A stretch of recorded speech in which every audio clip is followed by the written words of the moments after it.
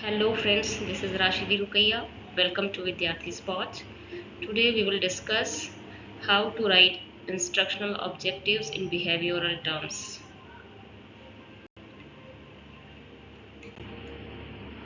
Objectives, you must be knowing what are the objectives.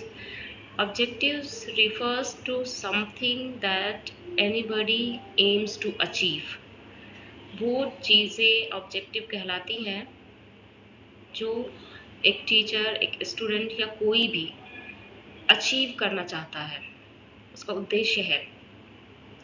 ये बहुत ही स्पेसिफिक मेजरेबल गोल्स हैं जो एक टीचिंग लर्निंग प्रोसेस में इंटेंड किया जाता है कि हमें ये अचीव करना है। एक टीचर इंटेंड करता है कि उसे ये आज के क्लासरूम के बाद, आज इस कंटेंट को पढ़ाने के बाद ये ऑब्जेक्टिव या ये गोल अचीव करना है। गोल बहुत ही ब्रॉडर टर्म हो गया, बहुत ही बड़ा कॉन्सेप्ट हो गया जब हम बहुत स्पेसिफिक गोल को बनाते हैं, बहुत ही मेजरेबल गोल को बनाते हैं जो छोटा है, मेज़र किया जा सकता है और बहुत ही किसी टॉपिक से रेलेवेंट है और स्पेसिफिक है, उसे हम ऑब्जेक्टिव कहते हैं। गोल एक ब्रॉडर टर्म है, बड़ा टर्म है जो लंबे समय के बाद अचीव किया जाता है, लेकिन ऑब्जेक्टिव हमारा एक छोटे समय पे अचीव किया जा सकता है ना। तो ये मैं टीचिंग लर्निंग प्रोसेस का एग्जांपल इसीलिए दे रही हूँ क्योंकि हम एजुकेशनल टेक्नोलॉजी पढ़ रहे हैं, उसके अंदर how to write instructional objectives in behavioural terms. Behavioural terms में ऑब्जेक्टिव्स किस तरीके से लिखा जाता है, क्या प्रोसेस फॉलो किया जाता है, कौन सी टेक्सोनॉमी फॉलो किया जाता है, आज हमारा उद्देश्य यही है, इस क्लास का उद्देश्य यही है। ठीक है, तो ऑब्जेक्टिव्स हमने देख लिया कि क्या होते हैं। बहुत ही स्पेसिफिक मेजरेबल गोल्स होते हैं that can be achieved over short period of time and that must be relevant to a specific topic, that must be small, right? So in the context of education, objectives guide teaching learning by clearly stating what learners are expected to know. Education के field में बहुत ही clearly हमें state करना पड़ता है। एक teacher को state करने का मतलब है, लिखना पड़ता है कि हम क्या पढ़ाने जा रहे हैं, आज बच्चे को कौन सा इंस्ट्रक्शन देने जा रहे हैं और बच्चा उससे क्या हासिल करेगा, क्या सीखेगा, है ना, उसके बिहेवियर में क्या चेंज आएगा। इसलिए मैंने टॉपिक के स्टार्टिंग में बिल्कुल लिख दिया था कि how to write instructional objectives in behavioural terms. ये लिखने का मतलब यही है कि बिहेवियर में चेंज, बच्चे के बिहेवियर में चेंज। हम लर्निंग जानते हैं ना, desirable permanent change in behaviour इसका लर्निंग। तो हम लर्निंग कराने जाते हैं, बच्चा लर्न करता है, सीखता है, तो उसके बिहेवियर में उसके बाद क्या चेंज आता है, क्या आना चाहिए, ये हम एक्सपेक्ट करके चलते हैं, उसको प्रॉपरली स्टेट करके चलते हैं, जिसे कहते हैं कि हम एक टीचर अपने क्लासरूम में लेसन प्लान प्री प्लान करके चलता है, लेसन प्लान लेकर जाता है, बनाकर चलता है कि आज ये टॉपिक, अगर कोई साइंस एक सब्जेक्ट है, उसका एक टॉपिक फोटोसिंथेसिस या रेस्पिरेशन या कोई अदर टॉपिक, आप फ्रिक्शन देख लें, मोशन देख लें, कुछ भी देख लें, अगर ये हम लेकर चलते हैं कि आज के क्लासरूम में ये पढ़ाना है, तो बच्चा क्या हासिल करेगा, क्या क्या सीखेगा, मोशन को समझ जाएगा, उसको डिफाइन करना सीख जाएगा, उसके एग्जाम्पल्स स्टेट करना जान जाएगा, अपनी डेली लाइफ की एक्टिविटीज़ में मोशन कहाँ कहाँ हो रहा है उसे आइडेंटिफाई करना जान जाएगा, उसकी एग्जाम्पल देना जान जाएगा। तो ये एक टीचर स्टेट करके फ्रेम करके चलता है इन द लेसन प्लान। तो लेसन प्लान में ऑब्जेक्टिव्स बनाकर चलते हैं। तो टीचर का उद्देश्य ही होता है, जब भी हम क्लासरूम में जाते हैं, टीचर जाता है तो प्री प्लान करता है पूरा सब कुछ, एक अपने कंटेंट की, अपने टॉपिक की, या कोई भी टास्क है, कोई कंटेंट पढ़ाना है, कोई एक्टिविटी करानी है या जो भी कराना है उसको टास्क कहेंगे। अगर टास्क को एनालाइज करता है, ब्रेक डाउन करता है इनटू सिंपलर स्टेप्स, और फिर उस हिसाब से वो आइडेंटिफाई करता है कि बच्चा इस टॉपिक से रिलेटेड कुछ चीज़ें प्रीवियस क्लास में पढ़ा होगा, बच्चे ने पढ़ा होगा, या प्रीवियस चीज़ें कुछ वो जानता होगा, तो उसको उसकी प्रीवियस नॉलेज से रिलेट करके आगे हमें किस तरीके से बढ़ना है, सिंपल टू कॉम्प्लेक्स हमें चलना है, कैसे कैसे उसको चीज़ें समझानी है, और हर स्टेप पे अगर हम मोशन डिफाइन कर रहे हैं तो उसे डिफाइन करने के लिए हमें कौन सी स्ट्रेटेजी अपनानी है, कौन सी मेथडोलॉजी अपनानी है या टूल अपनाना है। अगर हम उसकी एग्जाम्पल दे रहे हैं तो एग्जाम्पल देने में हमें क्या क्या क्या स्ट्रेटेजी अपनानी है ना। एक्टिविटी करा रहे हैं तो एक्टिविटी कराने में हमें क्या क्या करना है। तो जब हम उसको ब्रेक डाउन करेंगे अपने टास्क को छोटे छोटे स्टेप्स में, तो हम उसको क्लियरली ये देख पाएंगे कि हमें कौन सी स्ट्रेटेजी किस जगह पे अपनानी है, तो हमारे लिए हेल्पफुल होता है। तो हम इस तरीके से ब्रेक डाउन करते हैं इनटू टीचिंग, ठीक है, टीचिंग पार्ट्स। तो 1 2 3 हमें कितनी टीचिंग पार्ट्स लेकर चलने हैं अपने लेसन प्लान में, तो हर के ऊपर कौन सी मेथड अप्लाई होगी, लेक्चर मेथड होगी, डिमॉन्स्ट्रेशन होगी, तो कौन सी अप्लाई होगी। तो इस तरीके से लेसन प्लान पूरा प्रॉपर फ्रेम पहले से किया जाता है ताकि हम बिल्कुल क्लियर रहे अपने ऑब्जेक्टिव की तरफ, और हम मान के चलते हैं कि ये बच्चा हासिल करेगा, और बच्चा बाद में हम इवेलुएट करते हैं कि बच्चे ने हासिल किया या नहीं किया। तो वो हमारा ऑब्जेक्टिव फिक्स होना चाहिए, मेजरेबल, नापा जा सके, है ना, रिलेवेंट होना चाहिए, टॉपिक से रिलेटेड रिलेवेंट होना चाहिए, और बहुत ही स्पेसिफिक, छोटा होना चाहिए, शॉर्ट पीरियड ऑफ टाइम में अचीव किया जा सके, ऐसा होना चाहिए। तो ऑब्जेक्टिव, आई होप कि ऑब्जेक्टिव्स के बारे में आप लोग समझ गए हैं। कितने तरीके के ऑब्जेक्टिव्स होते हैं अब मैं ये आपको बता देती हूँ। General objectives, specific objective, learning objectives and teaching objectives. तो जनरल ऑब्जेक्टिव्स वो चीज़ होती है, जनरल ऑब्जेक्टिव्स एक बड़ा गोल है, स्पेसिफिक से थोड़ा बड़ा, मतलब कि हम जैसे लेसन प्लान साइंस सब्जेक्ट पे बना रहे हैं, तो साइंस सब्जेक्ट पढ़ाने के क्या क्या उद्देश्य हमारे होने चाहिए, या बच्चा साइंस सब्जेक्ट पढ़ने के बाद क्या क्या सीखेगा, that will be called general objectives, right. So ये ब्रॉड गोल होगा। और जैसे हमने ये एग्जांपल लिखा है, to develop critical thinking skills in students, तो साइंस पढ़ाने के बाद बच्चे की थिंकिंग, इंक्वायरी स्किल या क्रिटिकल थिंकिंग स्किल डेवलप होगी। ये रहा हमारा जनरल ऑब्जेक्टिव्स। अब हम देखते हैं स्पेसिफिक ऑब्जेक्टिव्स क्या होता है। तो स्पेसिफिक ऑब्जेक्टिव्स बहुत ही और क्लियर डिफाइन होता है, और बहुत ही specific, related to a topic, ठीक है। जैसे मोशन मैंने एग्जांपल लिया, तो मोशन पढ़ाने से बच्चा क्या क्या सीखेगा, that will be specific objectives, right. General objectives will be related to the subject, specific objective will be related to the topic और content, clear. So instructional objectives क्या है। इंस्ट्रक्शनल ऑब्जेक्टिव्स का मेजर फोकस होता है कि teacher क्या पढ़ाना चाहता है ना, क्या इंटेंड कर रहा है पढ़ाने के लिए, तो वो इंस्ट्रक्शनल ऑब्जेक्टिव्स होंगे, क्योंकि इंस्ट्रक्शन टीचर देता है। इंस्ट्रक्शन देने का मतलब है कि क्लासरूम एक्टिविटी, क्लासरूम में वो क्या पढ़ा रहा है, क्या एक्टिविटी करा रहा है, क्या गाइडेंस दे रहा है, मोटिवेट कर रहा है, फैसिलिटेट कर रहा है, टीचर का काम है।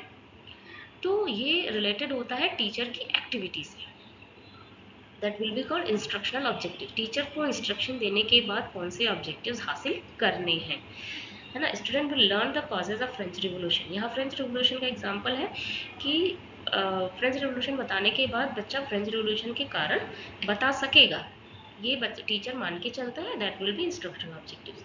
And now let's come to learning objectives, focused on what the teacher will be able to do. इसका मेजर फोकस है कि टीचर क्या, student will be able to do, student क्या कर पाएगा। जो हमने फ्रेंच रिवोल्यूशन पढ़ा लिया उसके बाद बच्चा क्या क्या सीखा है, क्या क्या कर पाएगा। तो अब इसमें एक एग्जांपल दिया हुआ है मैंने, student will list 3 major causes of French revolution. French revolution अगर उसने डेप्थ में पढ़ लिया तो 3 मुख्य कारण बता सकेगा बच्चा। तो ये learning objective will be focused on the students activity, what students will be able to do. अब हम देखते हैं कि हमारे ऑब्जेक्टिव्स का, अच्छे ऑब्जेक्टिव फ्रेम करने का या अच्छे ऑब्जेक्टिव का क्या क्राइटेरिया होता है। एक स्मार्ट का क्राइटेरिया है। स्मार्ट का फुल फॉर्म आप देख लीजिए, स्पेसिफिक, जो मैंने पहले बता दिया, बहुत ही शॉर्ट, स्पेसिफिक, क्लियर होना चाहिए, मेजरेबल, मेजर किया जा सके, अचीव किया जा सके, टॉपिक से रिलेवेंट हो, स्पेसिफिक टाइम बाउंड हो, स्पेसिफिक टाइम में अचीव किया जा सके। ऑब्जेक्टिव ऐसा नहीं होना चाहिए कि बहुत लंबा समय मिल रहा है और अचीव नहीं किया जा पा रहा है, वो ऑब्जेक्टिव नहीं कहलाएंगे, दैट विल बी ब्रॉडर, ठीक। तो ये बहुत ही स्पेसिफिक होगा और टाइम बाउंड, एक टाइम फिक्स टाइम में अचीव किया जा सकता है। स्मार्ट क्राइटेरिया है अच्छे ऑब्जेक्टिव्स का। Now let's see the difference between learning objectives and instructional objectives. वो मैंने पहले शॉर्ट में बता दिया, अभी आप देख लीजिए कि इसका फोकस है लर्निंग ऑब्जेक्टिव लर्नर सेंटर होता है, बच्चे पे फोकस्ड है। इंस्ट्रक्शनल ऑब्जेक्टिव टीचर सेंटर्ड होता है, टीचर की एक्टिविटी पे डिपेंड करता है। और डिफिनीशन आपने देख लिया कि what students will be able to do after learning. Learning के बाद, क्लासरूम एक्टिविटी के बाद, टीचिंग लर्निंग प्रोसेस के बाद बच्चा क्या कर पाएगा। और यहाँ पर क्या है, statement of what the teacher plans to teach. Instructional objective क्या है, उसकी planning, pre planning. Teacher classroom में जाने से पहले जो प्लान कर रहा है, इंस्ट्रक्शन देने के उसके क्या ऑब्जेक्टिव्स हैं, किस तरीके से वो प्लान कर रहा है, that will be instructional objectives. और पर्सपेक्टिव क्या है, लर्नर पॉइंट ऑफ व्यू से है या इंस्ट्रक्टर पॉइंट ऑफ व्यू से है या टीचर पॉइंट ऑफ व्यू से है। पर्पस, पर्पस लर्निंग ऑब्जेक्टिव का क्या है, लर्निंग आउटकम को गेन करना या असेसमेंट करके देखना कि बच्चे ने क्या सीखा, क्या कितना सीखा है।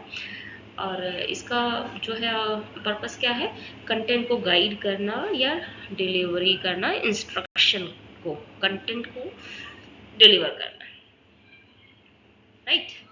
सो let's come to Bloom taxonomy. So आपने ये देखा होगा कि हम instructional objective, how to write instructional objective in behavioural term से हम धीरे धीरे हमने ऑब्जेक्टिव्स के टाइप्स देख लिए, वो क्लियरली समझ लिया, तो हम ब्लूम टैक्सोनॉमी पे क्यों आ रहे हैं, how this topic relates to Bloom taxonomy. Bloom taxonomy क्या है, बेंजामिन एस ब्लूम ने एक टैक्सोनॉमी दी थी। किस लिए दी थी भाई, कि वो जो एक स्ट्रक्चर्ड फ्रेमवर्क प्रोवाइड कराया कि एक टीचर को प्री प्लान करने में मदद मिलती है।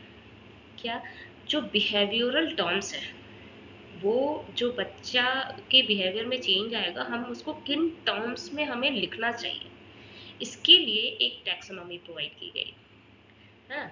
इंस्ट्रक्शनल ऑब्जेक्टिव्स भी लिख सकते, आप कह सकते हैं कि how to write learning objectives, है ना। लर्निंग ऑब्जेक्टिव किस टर्म में लिखें, या how to write the objectives, instructional objectives in behavioural terms. Behavioural terms भी आप कह सकते हैं। ऑब्जेक्टिव लर्निंग का भी, है ना, लर्निंग हो कराने का, लर्निंग बच्चे की लर्निंग हो जाने की ऑब्जेक्टिव, या बिहेवियर में चेंज की ऑब्जेक्टिव, एक ही बात। सो एक स्ट्रक्चर फ्रेमवर्क दिया ताकि वो प्रॉपर गाइडेंस एक टीचर को या प्यूपिल टीचर को मिल सके कि किस तरीके से हम किन किन फॉर्म्स में, किन किन डोमेन्स में हम अपनी ऑब्जेक्टिव्स को सेपरेट कर सकते हैं, और किस तरीके से हम उसे डिफाइन कर सकते हैं, स्टेटमेंट के फॉर्म में हम फ्रेम कर सकते हैं। तो एक structured framework Benjamin S Bloom ने दिया। सबसे पहले तो उन्होंने लर्निंग ऑब्जेक्टिव्स के डोमेन्स ही बता दिए कि कितने एस्पेक्ट्स हैं, लर्निंग के कितने ऑब्जेक्टिव्स के कितने एस्पेक्ट्स हैं। There are 3 domains, cognitive, affective and psychomotor. इन्होंने कहा कि जो बच्चे की लर्निंग है वो 3 तरीके से कराई जा सकती है। Cognitive will be dependent on mind, brain, sorry not mind, brain.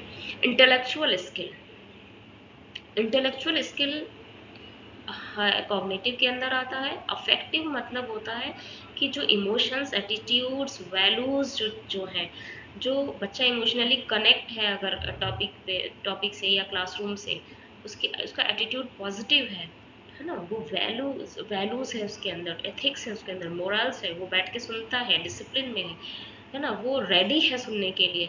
तो these all terms comes under affective domain that relates to emotional development, right।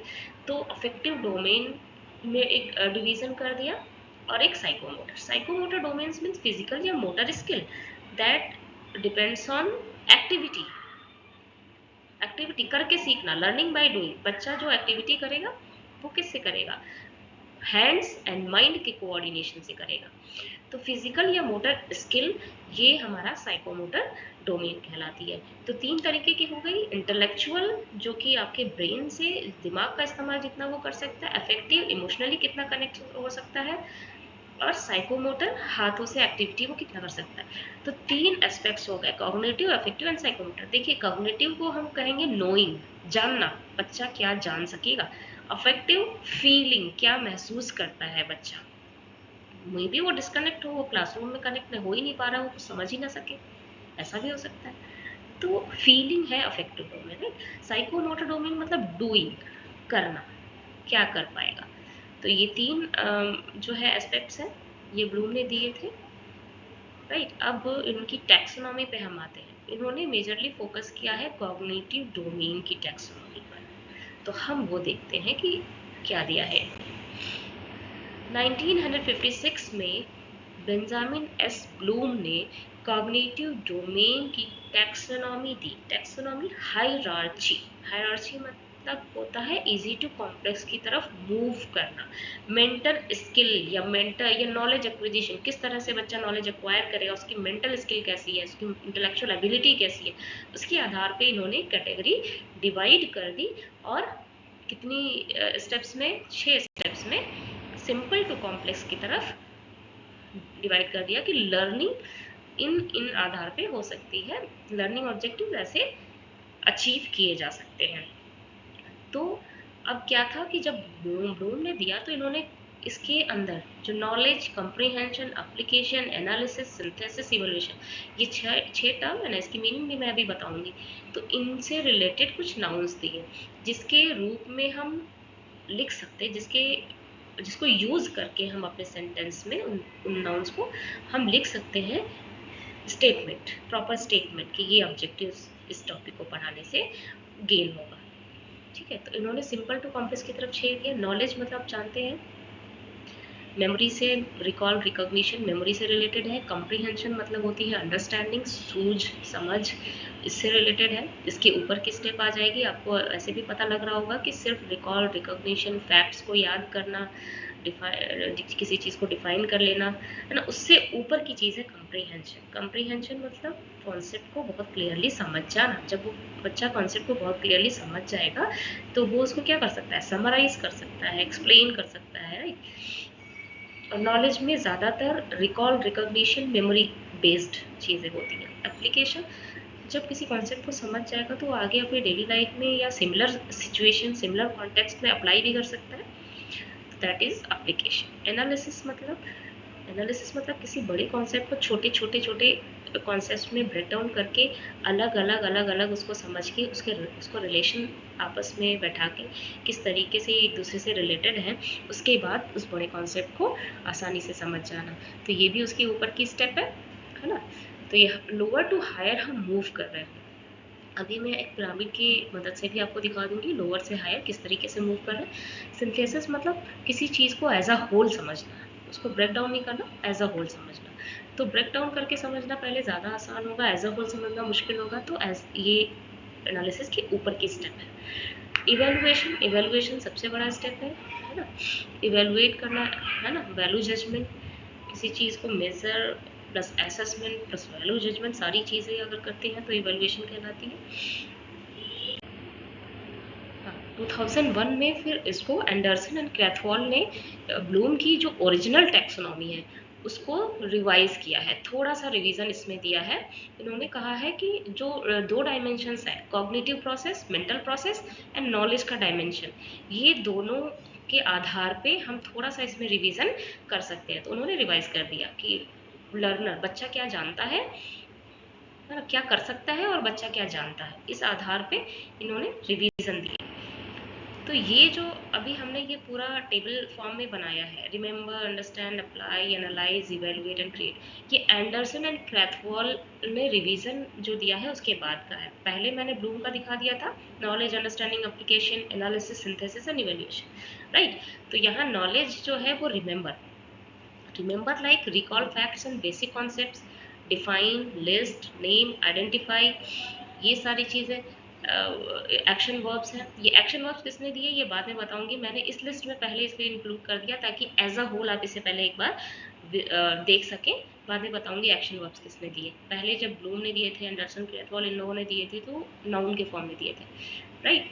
तो remember, understand, apply, analyse, evaluate and create. तो यहाँ पे हम देखते हैं कि recall facts and basic concepts, remember, वो तो ठीक है। नॉलेज की जगह हमने टर्म बस रिमेंबर लिखा, यहाँ कॉम्प्रीहेंशन को अंडरस्टैंडिंग लिखा, ये भी वही है, बिल्कुल ठीक बात है, बस टर्म थोड़ा सा चेंज कर दिया है।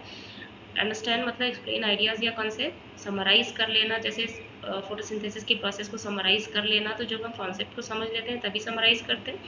अप्लाई, उस जो इन्फॉर्मेशन हमारे पास है, जो हमने नॉलेज गेन की है, उसको हम सिमिलर कॉन्टेक्स्ट में, नए सिचुएशन में अप्लाई कर सकते हैं, जैसे मैथमेटिक का फॉर्मूला बेस्ड क्वेश्चन अगर हमने प्रैक्टिस कर ली तो हम सेकंड दूसरा कोई नया प्रॉब्लम है तो उस फॉर्मूले पे बेस्ड है तो हम उसे अप्लाई करके कर सकते हैं, राइट। तो ये एप्लीकेशन हो गया। Analysis break down into parts and examine relationship, जैसे हम क्लाइमेट चेंज के काजेज, उसके इफेक्ट्स अलग अलग समझ के फिर आपस में रिलेशनशिप की किस तरह से क्लाइमेट चेंज होता है समझ सकते हैं।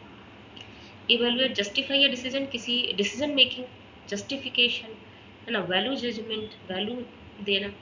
तो ये चीज़ें हम क्या है, इवेलुएट द स्ट्रेंथ ऑफ, अगर दो पॉलिटिकल पार्टी में आर्गुमेंट चल रहा है तो हम उसको दोनों को ध्यान से सुन के सिमिलरिटीज डिफरेंसेस उस कॉन्टेक्स्ट को समझ कर हम क्या कर सकते हैं, दोनों की स्ट्रेंथ कि कौन कितना मजबूत है उसको इवेलुएट करना। तो ये देखिए एक इवेल्युएशन का एग्जाम्पल है। क्रिएट, अब इन्होंने क्या कर दिया, एनालाइज सिंथेसाइज देन इवेलुएट था वहाँ पे, एनालिसिस सिंथेसिस इवेलुएशन। यहाँ पे क्या कर दिया, सिंथेसिस को हटा दिया। उन्होंने कहा कि सिंथेसिस क्रिएशन का पार्ट है, इवेलुएशन उन्होंने पहले कर दिया, और क्रिएट सिंथेसिस हटा के यहाँ पे नया टर्म दिया क्रिएट, मतलब प्रोड्यूसिंग समथिंग न्यू, कुछ नया प्रोड्यूस करना। क्रिएटिविटी कहलाती है डिज़ाइन करना, कुछ कॉन्स्ट्रक्ट करना, कुछ डेवलप करना। तो क्रिएट एक टर्म दे दिया।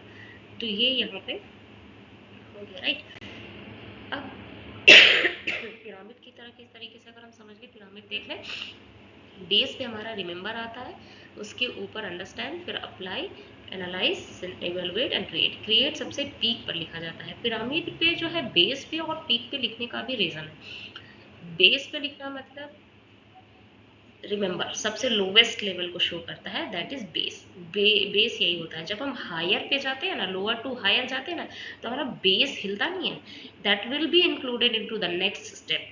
रिमेंबर अंडरस्टैंड के अंदर मतलब ये नहीं कि हम सिर्फ समझ रहे हैं, रिमेंबर का काम भी कर सकते हैं। अप्लाई करने का मतलब है कि इसमें हम समझते भी हैं, याद भी रखते हैं और अप्लाई भी करते हैं। तो एक एक स्टेप में पुराने पीछे के सारे स्टेप इंक्लूड होते जाते हैं। और जब बच्चा बेस से पीक लेवल पर जाता है, शार्प होता जाता है, तो इसलिए हाईएस्ट लेवल को हम पीक पे लिखते हैं। अब हम इसमें देख लेते हैं कि ओरिजिनल क्या था हमारा ब्लूम की टैक्सोनॉमी, और नया डोमेन क्या है जो एंडरसन एंड क्लेथहॉल ने दिया 2001 में, knowledge comprehension application analysis synthesis evaluation. अब इन्होंने दिया है remember, understand, apply, analyse, evaluate and create. ठीक है, सिंथेसिस को हटा दिया, क्रिएशन में डाल दिया, इवैल्यूएशन यहाँ कर दिया। ये समझ में आ गया होगा आपको, आई होप। अब अफेक्टिव डोमेन पे आते हैं। अफेक्टिव डोमेन ब्लूम टैक्सोनॉमी का मैंने बताया है कि फीलिंग से आता है, महसूस करना, इमोशंस जुड़े हुए हैं, एटीट्यूड्स से जुड़े हुए हैं, मोटिवेट हो रहा है कि नहीं, बच्चा रेडी है कि नहीं पढ़ने के लिए। तो इसके प्रोपोनेंट थे डेविड आर क्रेथवॉल। 1964 में इन्होंने अफेक्टिव डोमेन को हायरार्ची में कैटेगराइज कर दिया, जिसको कहते हैं अफेक्टिव डोमेन की टैक्सोनॉमी। तो ये मतलब है कि बच्चा कितना तैयार है सीखने के लिए, पढ़ने के लिए, रिसीव कितना कर सकता है, एक्टिव है या नहीं, रिस्पॉन्ड कर रहा है या नहीं, ये इससे रिलेटेड है। ठीक, तो अब इन्होंने जो टैक्सोनॉमी दी है उसके हिसाब से टेबुलर फॉर्म में हमने दे दिया, receiving, responding, valuing, organising, characterising. मैं इसकी मीनिंग बताते हुए चलती हूँ। रिसीविंग का मतलब है कि willingness to accept, willingness to listen, willingness to be aware, तैयार रहना सीखने के लिए, पढ़ने के लिए। ठीक, अगर बच्चा एनवायरमेंटल कंजर्वेशन कोई लेसन पढ़ाया जा रहा है, अटेंटिवली सुन रहा है, तो टीचर को लगता है कि हाँ ये बच्चा सुन रहा है, समझ रहा है, तैयार है सीखने के लिए। रिस्पॉन्डिंग, अगर विलिंग है बच्चा तो जाहिर सी बात है, विलिंग है, ध्यान से सुन रहा है, तो टीचर से एक्टिवली रिस्पॉन्ड भी करेगा। ग्रुप डिस्कशन हो रहा है, उसमें पार्टिसिपेट कर रहा है अगर, तो that is called responding. Valuing मतलब कमिटमेंट शो करना, बिलीव शो करना, बच्चा कमिटेड है, सपोर्ट कर रहा है, एक्सेप्ट कर रहा है, मतलब कि he values the classroom, he is committed to the classroom, he has believed that he will be benefited from the classroom, that is called valuing. अब ऑर्गेनाइजिंग पे आते हैं। अपनी जो वैल्यू सिस्टम है, जो बेसिक इनहेरेंट वैल्यू है, जो उसको अपने फैमिली बैकग्राउंड से मिली हुई है, ही यूजेस दैट, वो प्रायोरिटी देता है, उसको पता है, उसके अंदर ये वैल्यू है कि मुझे अपनी पढ़ाई को प्रायोरिटी देना है, अपने क्लासरूम को प्रायोरिटी देना है ना। वो ऑर्गेनाइज करता है, इंटीग्रेट करता है, ऑनेस्टी बैलेंस करता है, डिसीजन मेकिंग कर सकता है उस सिचुएशन में, that is called organising. Now when we come to the higher level, all the four levels receiving, responding, valuing, organizing comes under characterising. वो सब कुछ इंक्लूड होता चला जाएगा। हायर लेवल पे आने का मतलब नहीं है कि बेस भूल गए, base will be included into that, right. So characterising, consistently act करना, है ना, अपनी सिचुएशन में कंसिस्टेंटली एक्ट करना, मतलब ये सारी वैल्यूज को लेकर आता है और वो एक्ट करता है, अपने इंटरनल वैल्यूज को डिस्प्ले करता है, हारमोनी से रहता है, एथिक्स शो करता है, मोरल्स शो करता है। तो ये हमारी रिसीविंग से अपर लेवल तक कैटेगरी है। ये एक्शन वर्ब्स हैं, जैसे the student will listen carefully, the process of photosynthesis, इस तरीके से स्टेटमेंट फ्रेम किए जाते हैं। The student will respond with the teacher, right. अब साइकोमोटर डोमेन पे आते हैं। साइकोमोटर डोमेन मतलब doing, physical movement, coordination of brain and hand, motor skill development, right. It focuses hand, teaching learning process में hand की बात कर रही हूँ। और कोई प्रोसेस करेंगे तो पूरी बॉडी की कोऑर्डिनेशन होगी विद माइंड। जैसे जिम्नास्टिक अगर बच्चा सीख रहा है तो coordination of mind and body, right. तो इस तरीके से हम समझेंगे। मैं हैंड बार बार यूज कर रही हूँ कि हम साइंस के एक्सपेरिमेंट का एग्जाम्पल लेकर चल रहे हैं। It focuses on the ability to perform task, manual और फिजिकल स्किल। मैनुअल हाथ से या फिजिकल स्किल का यूज करके with brain coordination the student will be able to perform any task. तो ब्लूम ने तो शुरू में क्या किया, सिर्फ कॉग्निटिव दिया। एंडरसन एंड क्रेथवॉल ने उसको रिवाइज किया 2001 में। अफेक्टिव डोमेन को क्रेथवॉल ने दिया, है ना। साइकोमोटर डोमेन को सिम्पसन एंड हैरो ने दिया 1972 में। बाद में इसको थोड़ा रिवाइज किया है RH देव 1975 में। तो हम रिवीजन भी देखेंगे और ये भी देखेंगे। इसके प्रोपोनेंट थे Elizabeth Simpson 1972 and harrow, Anita harrow 1972 में दिया था इन्होंने। 7 लेवल्स इन्होंने दिए, है ना। टैक्सोनॉमी परसेप्शन से लेकर ओरिजिनेशन, परसेप्शन शुरुआत है, ओरिजिनेशन एंड मतलब हाईएस्ट लेवल।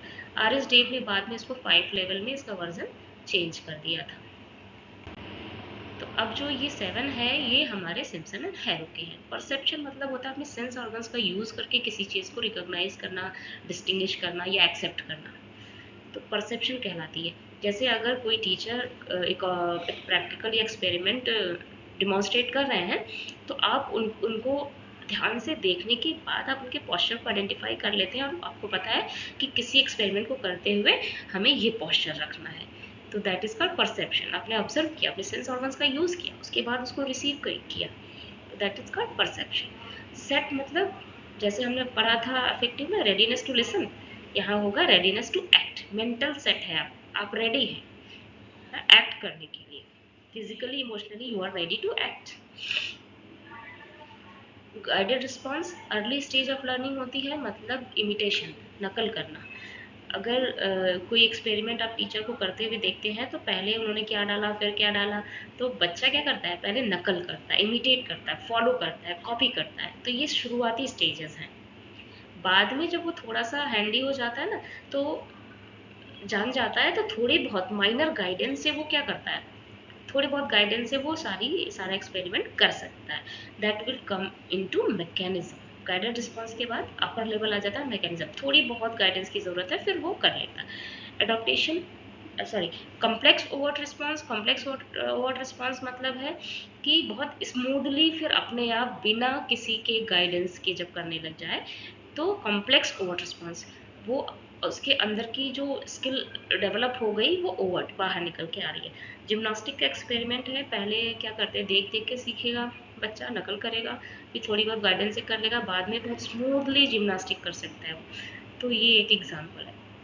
एडाप्टेशन मतलब कुछ पैटर्न्स होते हैं, कुछ ऐसी स्किल्स या पैटर्न्स बच्चे ने सीखा है जो किसी स्पेशल सिचुएशन में फिट बैठ रही है, तो वहाँ अडॉप्ट कर सकते हैं, वहाँ लगा सकते हैं उसको। जैसे डांस मूव्स है, अगर 2-3 डांस हमने सीख लिए, तो एक नया डांस अगर कोई करना है, नए गाने पे डांस करना है, तो हम क्या करते हैं, उन दोनों तीनों का कुछ स्टेप्स जो ऐसे हैं जो फिट बैठते हैं, तो हम वहाँ यूज़ कर सकते हैं, है ना। तो ये अडॉप्टेशन है। ओरिजिनेशन मतलब, अब कोरियोग्राफर का एग्जांपल ले ले, हर गाने पे नए नए स्टेप सिखाते हैं ना, नया ओरिजिनेट करते हैं, क्रिएटिंग समथिंग न्यू, जिसको बोलते हैं क्रिएटिविटी करते हैं। तो वो एग्जाम्पल है ओरिजिनेशन का। तो इन्होंने 7 स्टेप्स दिए, लेकिन बाद में इसको चेंज कर दिया आर.एस. डेव ने, मतलब मॉडिफाई कर दिया। तो वो 5 स्टेप हमारे क्या है, ये वाले हैं जो यहाँ पे लिखे हैं। सबसे बेस्ट है इमिटेशन, नकल करना, ये इसमें देखिए 7 स्टेप्स के अंदर आते थे। फिर मैनिपुलेट, थोड़े बहुत मैनिपुलेट करके या थोड़ी बहुत गाइडेंस के साथ कोई एक्ट कर लेना। फिर प्रेसीजन, जो हमारा कॉम्प्लेक्स ओवर्ट रिस्पॉन्स था वो प्रेसीजन में बदल गया यहाँ पे, मतलब इतने एफिशिएंट हो गए, स्किलफुल हो गए कि अपने आप बहुत प्रेसीजन के साथ कर लेते हैं। आर्टिकुलेशन एडॉप्टेशन का फॉर्म है कि कई सारे स्किल्स हम या तो हार्मोनी में एक साथ कर सकते हैं, या एक स्किल का कुछ यूजफुल थिंग है जो हम दूसरे में यूज कर सकते हैं। Articulation. Naturalisation, producing something new. High level of performance, जो अननेसेसरी थे वो उन्हें हटा दिए और नेचुरलाइजेशन तक आ गया। तो साइकोमोटर डोमेन के आपने देख लिया। अब मैं एक बार फिर से क्विक रिवीजन देती हूँ कि ब्लूम की टैक्सोनॉमी, सबसे पहले कॉग्निटिव डोमेन को ब्लूम ने दिया था, बाद में एंडरसन एंड क्रैथवॉल ने 2001 में रिवाइज किया। ये 2 रिवीजन यहाँ पर हैं। जो मैंने बताया था कि नाउन, इन लोगों ने नाउन्स के फॉर्म में दिया था एक्शन वर्ब्स, तो एक्शन वर्ब्स को अब हम डिफाइन करेंगे कि एक्शन वर्ब किसने दिया। ठीक, 2 रिवीजन इसमें आ गए। अफेक्टिव डोमेन में इट वाज नो रिवीजन, ठीक है, क्रैथवॉल ने ही दिया था। साइकोमोटर में एक रिवीजन हो गए, ये साइकोमोटर को सिम्पसन एंड हैरो ने दिया, आर.एस. देव ने मॉडिफाई किया। तो 2 वहाँ पे 2 यहाँ पे रिवीजन हो गए। अब यहाँ पे आ गया आपका वर्ब्स, एक्शन वर्ब्स किसने दिए थे। पहले उन लोगों ने क्या किए थे, उन लोगों ने नाउन, कुछ नाउन्स के फॉर्म में दिए थे, बहुत क्लियरली एक्शन वर्ब्स को डिफाइन नहीं किया था। तो रॉबर्ट मेगर 1962 में इनकी एक किताब आई थी, प्रिपेयरिंग इंस्ट्रक्शनल ऑब्जेक्टिव, है ना, इंस्ट्रक्शन देने के ऑब्जेक्टिव्स को कैसे प्रिपेयर किया जाए। तो इन्होंने अपनी किताब में जो हायरार्ची है, जो टैक्सोनॉमी है, इससे रिलेटेड एक्शन वर्ब्स को डिफाइन किए। पर रॉबर्ट मेगर ने 2 ही डोमेन को चुना था, कॉग्निटिव एंड अफेक्टिव डोमेन, इनके ही एक्शन वर्ब्स को डिफाइन किया था। वो सारे एक्शन वर्ब्स आपको प्रीवियस, अभी पीछे के जो स्लाइड्स थे उसमें मेंशन थे। मैंने कहा वहाँ पे आपको ये भी बताया था कि मैं आगे बताऊंगी कि एक्शन वर्ब्स किसने दिए थे। तो आपको एक एक मॉडिफिकेशन के साथ साथ एक एक एक्शन वर्ब्स को भी याद रखना है कि इसके कॉग्निटिव अफेक्टिव की रॉबर्ट मेगर ने दिए हैं, एंड साइकोमोटर डोमेन के एक्शन वर्ब्स रॉबर्ट मिलर ने दिए हैं।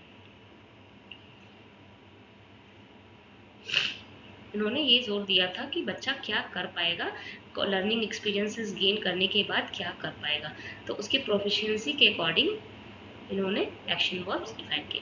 इनका जोर था टर्मिनल बिहेवियर पे, entry behaviour and terminal behaviour, 2 तरीके के बच्चे के बिहेवियर होते हैं। एंट्री बिहेवियर उसे कहते हैं जब क्लासरूम में जाते हैं तो बच्चे को कितनी इस चीज़ से रिलेटेड प्रीवियस नॉलेज है, that will be called entry behaviour. फिर टीचिंग लर्निंग प्रोसेस के बाद बच्चे के बिहेवियर में जो चेंज आएगा, बच्चे जो सीख लेगा, that will be called terminal behaviour. तो हम जब भी लेसन प्लानिंग करते हैं, जब भी हम इंस्ट्रक्शनल ऑब्जेक्टिव्स को फ्रेम करते हैं या बिहेवियरल ऑब्जेक्टिव्स के टर्म्स में जब उसको लिखना होता है, तो हम टर्मिनल बिहेवियर को मान कर चलते हैं कि इस तरीके के चेंजेस आएंगे। फिर रॉबर्ट मिलर ने 1962 में साइकोमोटर डोमेन के सारे एक्शन वर्ब्स दिए थे ना। स्किल डेवलपमेंट पे, ये इसका ओरिजिन ही है मिलिट्री साइंस। मिलिट्री साइंस में क्या है, फिजिकल एक्टिविटी पे ज़्यादा तो फिजिकल एक्टिविटी पे है, तो इसीलिए इसका ओरिजिन देखिए मिलिट्री साइंस से है। ठीक है, तो ये चीज़ें आपको क्लियर हो गई। एक last but not the least, एक है RCEM अप्रोच। एक बार फिर से रिवाइज कराती हूँ। ब्लूम टैक्सोनॉमी आपको लर्न हो जाएगा बिल्कुल। ब्लूम टैक्सोनॉमी आई, कॉग्निटिव डोमेन को लेकर इन्होंने दिया, बेंजामिन एस ब्लूम ने, फिर उसमें रिवीजन आई, एंडरसन एंड क्रैथवॉल ने दिया 2001 में। फिर अभी तीसरा है कॉग्निटिव डोमेन को लेकर RCEM अप्रोच, और एक एक्शन वर्ब्स, 4 हो गए। ठीक, एक्शन वर्ब्स को रॉबर्ट मेगर ने। फिर अफेक्टिव को क्रैथवॉल ने दिया और एक्शन वर्ब दिया रॉबर्ट मेगर ने। फिर साइकोमोटर डोमेन, साइकोमोटर को सिम्पसन एंड हैरो ने दिया, लेकिन उसको मॉडिफाई किया, थोड़ा बहुत रिवीजन लेकर आए R.S. देव ने। फिर उसका एक्शन वर्ब कौन देगा, रॉबर्ट मिलर। तो इतना आपको याद रखना है। आरसीएम आपको कॉग्निटिव डोमेन को लेकर है। आरसीएम अप्रोच मतलब इसका फुल फॉर्म है regional college of education Mysore. Mysore में एक रीजनल कॉलेज ऑफ एजुकेशन है, वहाँ पे क्या किया गया, इंस्ट्रक्शनल ऑब्जेक्टिव्स के फ्रेमवर्क को, है ना, कॉग्निटिव डोमेन को ध्यान में रखें कि बच्चे की उन्होंने क्लासीफाई कर दिया। उनका फोकस ये था कि मेंटल एबिलिटी को ध्यान में रख के, है ना, लर्निंग एक्सपीरियंसेस को ध्यान में रख के इसको फिर से रिफाइन किया जाए, रिवाइज किया जाए या रिफाइन किया जाए। तो इन्होंने 4 ही कैटेगरी रखी, knowledge, understanding, application, analysis, synthesis, evaluation. ये ब्लूम ने दिया, एंडरसन एंड क्लैथॉन ने क्या दिया, knowledge, remember, understand, analyse, apply, analyse और इवेलुएट एंड देन क्रिएट।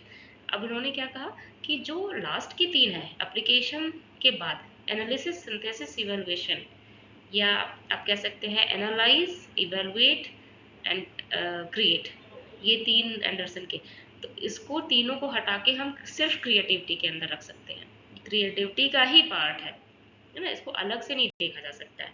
तो इन्होंने आरसीएम, वहाँ के एजुकेशनिस्ट ने, आरसीएम के एजुकेशनिस्ट ने क्या किया, 17 मेंटल एबिलिटीज़ को आउटलाइन की, जिसमें से मैंने कुछ यहाँ पर लिखे हैं, 17 आपको कहीं भी किताबों में मिल जाएंगे। तो 17 जो मेजर थे, रिकॉग्नाइज, रिकॉल, नॉलेज के अंदर इसमें 2 ही थे, इंटरप्रेट एंड क्लासीफाई अंडरस्टैंडिंग के अंदर है, प्रेडिक्टिंग एंड रीजनिंग ये एप्लीकेशन के अंदर है। तो अब नॉलेज, अंडरस्टैंडिंग, एप्लीकेशन तक तो कहा ही ठीक है, बाकी के सारे क्रिएटिविटी के अंदर आ जाएंगे, एनालाइजिंग, सिंथेसाइजिंग एंड इवैल्यूएटिंग, सारे क्रिएटिविटी के अंदर आ जाएंगे। तो आप इसके सारे जो एक्शन वर्ब्स हैं वो सारे क्रिएटिविटी के अंदर रखेंगे और इनको नॉलेज, अंडरस्टैंडिंग, एप्लीकेशन को सेपरेट रखेंगे। तो ये रहा complete comprehensive way of how to write instructional objectives in behavioral term based on the 3 domains, cognitive, affective and psychomotor। इन तीनों डोमेन्स के हिसाब से पूरा comprehensive मैंने आपको वीडियो दे दी है। मुझे नहीं लगता कि इससे ज़्यादा की आपको ज़रूरत महसूस होगी कहीं पर भी कुछ भी पढ़ने की। ये पूरा कंप्लीट था, रिविजन्स भी मैंने दे दिए, एक्शन वर्ब्स के भी बारे में बता दिया और स्लाइड्स में भी इंक्लूडेड है एक्शन वर्ब्स, आरसीएम अप्रोच भी बता दिया, इससे ज़्यादा कुछ भी नहीं है। आई होप आपको वीडियो अच्छी लगी होगी। Please like, share and subscribe my channel and press the bell icon too. Thank you.